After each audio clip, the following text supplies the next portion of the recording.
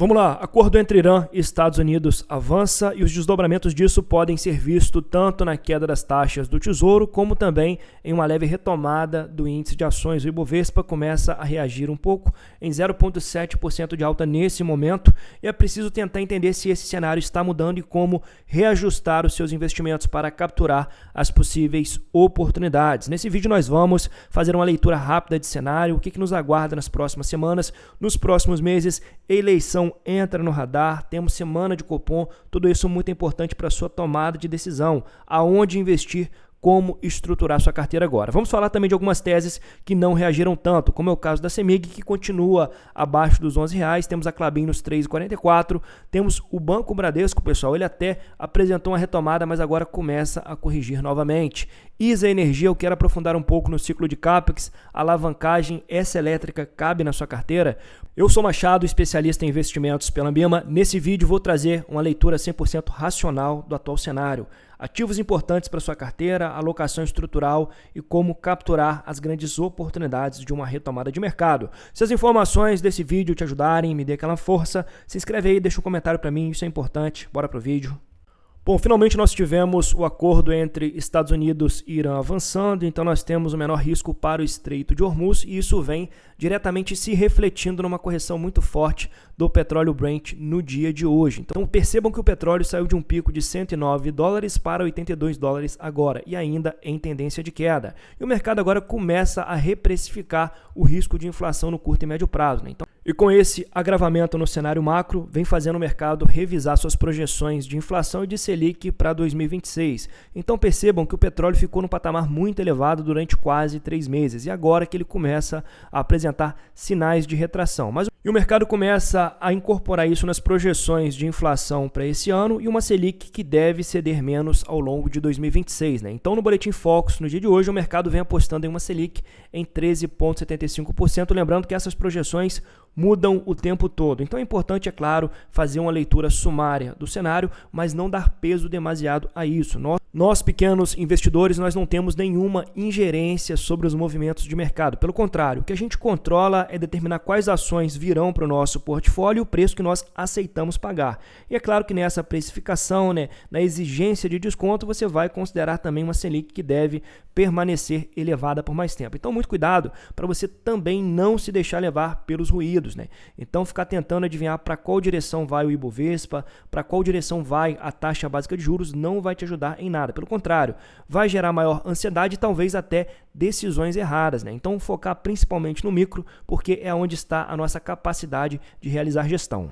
Mas, de certa forma, essa perspectiva mais amena no dia de hoje, né, com o avanço ali do acordo entre Irã e Estados Unidos, acaba trazendo também um prêmio de risco um pouco menor nos títulos públicos. Percebam que o Tesouro pré-fixado 2032 chegou a ser precificado a uma taxa de 14,6% e agora ela recuou levemente para 14,25% e acima de 14% eu ainda considero uma taxa extremamente atrativa. Então veja, pessoal, que esses indicadores eles também têm uma volatilidade razoavelmente parecida com o mercado de ações, né? Então, quando o cenário é mais estressado, os prêmios desse título tendem a disparar e você pode perder valor com eles no curto prazo, né? A questão da precificação de títulos, operação de curva de juros e marcação mercado, muito cuidado aqui. Vejo muitos investidores iniciantes apostando tudo nesses títulos, o ideal é que você tenha uma carteira um pouco mais diversificada. É claro, a renda fixa paga bem, pode fazer sentido trazer um ou outro título, mas tenha também um Tesouro Selic pós-fixado, com liquidez imediata, tenha um ETF de renda fixa para ter aquele caixa de mobilidade e, sem dúvida, as boas ações também são apostas promissoras para longo prazo. Em um momento de retração maior da Selic, nós poderemos ver empresas explodindo na carteira do investidor. E da mesma forma que nós tivemos um alívio nos prêmios de risco dos títulos públicos, nós também tivemos uma retomada leve aqui do Ibovespa, né? Então veja que nos últimos 30 dias o Ibovespa chegou a tocar o fundo em 168 mil pontos na quarta-feira passada e lá para cá o índice vem apresentando uma leve recuperação de 2,2%. Mais uma vez, é interessante a gente verificar de uma forma geral o nível das ações. É uma régua para nós decidirmos se vamos entrar mais pesado com os aportes ou vamos permanecer naquele aporte leve, recorrente. equity ou recompor caixa. Então toda essa gestão de carteira ela vai ser feita avaliando um pouco a precificação dos ativos, porém, como eu falei com vocês, muito mais importante olhar para o micro, né? Então avaliar individualmente cada empresa, o que o Banco Bradesco tem entregado na forma de resultados, qual seria o seu valor justo. Então o pontapé inicial para você decidir se vai investir ou não em empresa é estabelecer o valor intrínseco dela, quanto vale essa ação e quanto eu estou disposto a pagar com base no meu custo de oportunidade, que seria aqui o Tesouro Pré-fixado ou o Tesouro IPCA, com base também na minha liquidez. Então tudo isso vai entrar como fator de decisão para vocês. Entretanto, mesmo com esse movimento de retomada do Ibovespa, nós temos algumas ações de boas companhias que não apresentaram uma retomada tão expressiva assim, né? Com destaque aqui para a CEMIG, que eu considero uma empresa pública com gestão de empresa privada. Então a CEMIG consegue ficar dentro dos limites regulatórios da ANEEL, então ela mostra um certo nível de eficiência operacional, tem feito uma boa alocação de recursos nos últimos anos, né? Então a empresa cresce os investimentos ao passo que mantém a sua alavancagem bem controlada. Pessoal, detalhe importante que pouca gente fala da CEMIG. Aqui você compra também a Gasmig, a distribuidora de gás lá do estado de Minas Gerais, e pelas contas da Trígono Capital, a Gasmig aqui estaria saindo de graça com base no valuation atual da CEMIG hoje. Pessoal, não é a última oportunidade da Bolsa, porque a CEMIG vai passar por uma fase um pouco mais difícil, vai implementar em 40 bilhões de CAPEX até 2030, então você vai ter que ser um pouco mais exigente na sua margem de segurança aqui. Mas ela tem uma grande vantagem que pouca gente explora no YouTube, é que é uma empresa que paga dividendos de forma muito recorrente.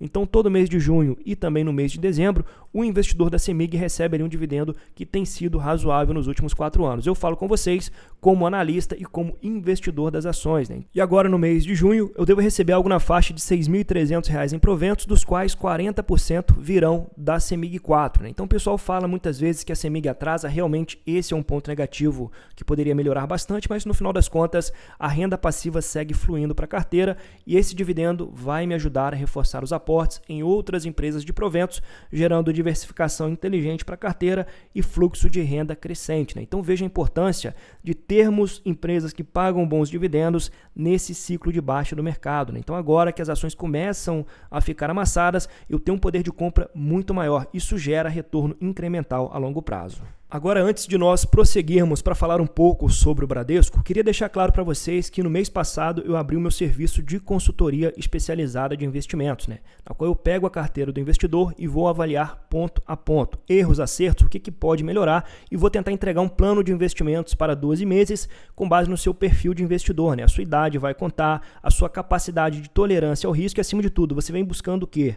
Maior crescimento, dividendos, previsibilidade. Normalmente um movimento muito adotado atualmente tem sido a saída de fundos imobiliários, principalmente fundos de papel, né? Nesse cenário onde nós temos o crédito privado muito mais estressado e muito mais arriscado também, então o pessoal tem buscado ali ações de boas companhias com capacidade de crescer receita, como é o caso da BB Seguridade, do Bradesco ou da Itaúsa. E todo esse processo eu conduzo de forma muito profissional para você que desejar contratar os meus serviços. Se você quiser, clica aqui no link, vai para uma fila de espera e eu vou entrar em contato pessoalmente com você para a gente agendar, para avaliar sua carteira e depois uma call, na qual eu vou apresentar para você todo o seu plano de investimentos que você vai seguir durante um ano para mitigar risco e ter um retorno acima da média também.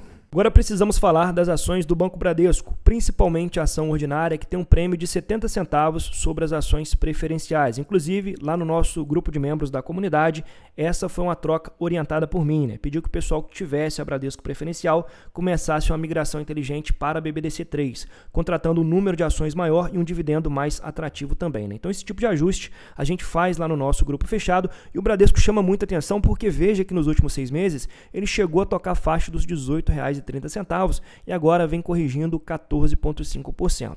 E quando uma ação começa a corrigir muito assim, você tem que começar a fazer alguns questionamentos. Será que houve perda de fundamento? Como estão os resultados dessa empresa, né? Então o confrontamento ele vem da cotação com o resultado para a gente estabelecer o valor intrínseco, quanto essa ação deveria valer com base naquilo que ela vem entregando em resultados. Então, mais uma vez, cuidado para não se deixar levar pelos ruídos macroeconômicos, focar muito mais no micro. E no caso do Bradesco, nós temos um banco que não para de entregar crescimento de receitas. E o que mais chama atenção aqui é a consistência do top line, né? Então veja que ele está sempre numa trajetória de crescimento, evidenciando todo aquele trabalho de recuperação, de reestruturação tão importante para o banco. Então, no primeiro TRI de 2026, o banco entregou quase 37 bilhões de reais de receita total em um único trimestre.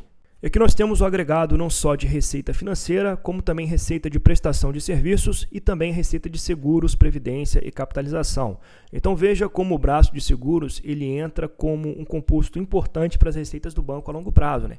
Então de 37 bilhões de reais, 6,4 bilhões vieram só do segmento de seguros. Esse é um fator que coloca o Bradesco à frente do Santander, né? Então o Bradesco tem uma operação de seguros muito grande que age como um backup em cenários mais críticos para as operações bancárias.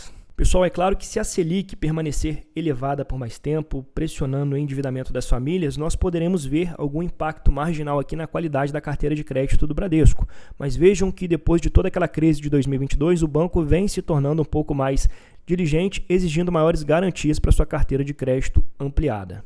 O último aspecto que entra como um fator importante da nossa análise é o controle das despesas operacionais. Então, o Bradesco é um banco muito grande que tem um custo elevado para servir. Aos poucos, ele vem realizando uma reestruturação, melhorando as operações no digital, melhorando o seu aplicativo e reduzindo a sua rede de atendimentos. Então, isso tende a reduzir as despesas operacionais do banco a médio e longo prazo, contribuindo para expandir as margens do negócio. E aqui nós temos uma tese mais dependente do cenário macro. As ações da Klabin vêm derretendo 9,2% nos últimos 6 meses, acompanhando tanto a retração de preço da celulose como também a queda do dólar, que vai impactar diretamente as receitas de exportação da Klabin. Então a Klabin vem sofrendo bastante, é uma tese um pouco controversa, tem pagado poucos proventos e segue amassada por mais tempo, mas é uma das empresas cíclicas que eu venho avaliando para aumentar posição na minha carteira, entregando a combinação entre valorização e dividendos. Com certeza a Klabin não é a minha prioridade número 1 para aportes hoje.